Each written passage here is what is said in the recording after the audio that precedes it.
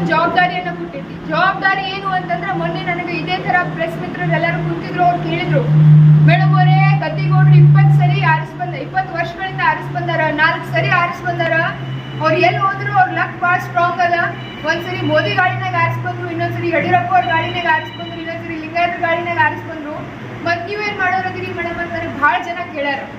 ಅದಕ್ಕೆ ಇಲ್ಲಿರುವಂತಹ ಎಲ್ಲಾ ನನ್ನ ಕಾರ್ಯಕರ್ತರಿಗೆ ನಾನು ಏನಕ್ಕೆ ಹೇಳಕ್ ಇಚ್ಛ ಪಡ್ತೀನಿ ಅಂತಂದ್ರ, ನಾನು ಗಜಕೇಸರಿ ಅವ್ರನ್ನೇ ಹುಟ್ಟೀನಿ, ನನ್ನ ಲಕ್ ಅವ್ರಕ್ಕಿಂತ ಸ್ಟ್ರಾಂಗ್ ಅದ ಅಂತ ಪ್ರತಿಯೊಬ್ಬ ಕಾರ್ಯಕರ್ತನಿಗೆ ನೀವು ಸತತವಾಗಿ 20 ವರ್ಷ ಪ್ರತಿಫಲ ಪಟ್ಟರು ಕೂಡ, ಪರಿಶ್ರಮವನ್ನ ಪಟ್ಟರು ಕೂಡ ಯಾವುದೋ ಒಂದು ಕಾರಣಗಳಿಂದ ನಮ್ಗೆ ಗೆಲುವು ಸಿಗ್ತಾ ಇಲ್ಲ. ಆದ್ರೆ ಈ ಸರಿ ಏನಾಗೈತಿ ಅಂತಂದ್ರ, ಕಾಂಗ್ರೆಸ್ ಪಕ್ಷ ಕೊಟ್ಟಿರುವಂತಹ ಗ್ಯಾರಂಟಿಯ ಭದ್ರ ಬುನಾದಿ ಮೇಲೆ ಮತ್ತೆ ನಮ್ಮ ಶಾಸಕರು ಇಲ್ಲಿರುವಂತಹ ಮಾಜಿ ಶಾಸಕರು ಮಾಡಿರುವಂತಹ ಒಂದು ಕೆಲಸದ ಆಧಾರದ ಮೇಲೆ, ಅದಕ್ಕಿಂತ ವಿಶೇಷವಾಗಿ ಇಲ್ಲಿರುವಂತಹ ನಮ್ಮ ಕಾರ್ಯಕರ್ತರ ಎಲ್ಲರ ಮನಸ್ಸಿನ ಹುಮ್ಮಸ್ಸಿನಿಂದ ನಾವು ಎಲೆಕ್ಷನ್ ಎದುರಿಸ್ಲಿಕ್ಕತ್ತೀವಿ. ನನ್ನ ಮನಸ್ಸಿನಲ್ಲೂ ಒಂದು ಪ್ರಶ್ನೆ ಇತ್ತು, ಹೆಂಗಿರ್ತೈತಿ ಬಾಗಲಕೋಟೆ ಜನ ನನಗೆ ಹೆಂಗ ಎಕ್ಸೆಪ್ಟ್ ಮಾಡ್ತಾರ ಅನ್ನೋದು ನನ್ನ ಪ್ರಶ್ನೆ ಇತ್ತು. ಆದ್ರೆ ಆ ಪ್ರಶ್ನೆಗೆ ಉತ್ತರ ಇವತ್ತು ನೀವೆಲ್ಲರೂ ಕೊಟ್ಟಿರಿ ಇಲ್ಲೇ ಅಂತ